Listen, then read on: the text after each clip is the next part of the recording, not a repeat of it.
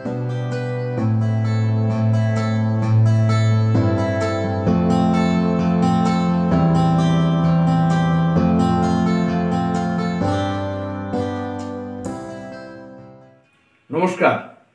আমি মলয় ঘোষ, ইলোরা নাট্যদল এবং ইলোরা পত্রিকার একজন কর্মী।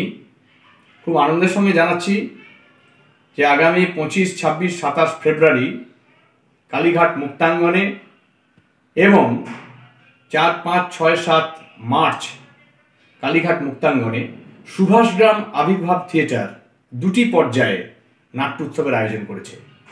এই নাট্য উৎসবে পশ্চিমবঙ্গের বিভিন্ন প্রান্তের নাট্যদল যেমন অংশ নিচ্ছে, ঠিক তেমনি সুদূর মুম্বাই থেকে আগত নাট্যদলও অংশ নিচ্ছে।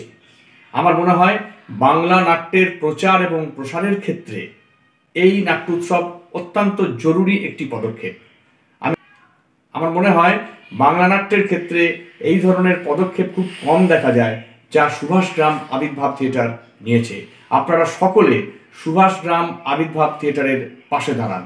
নমস্কার।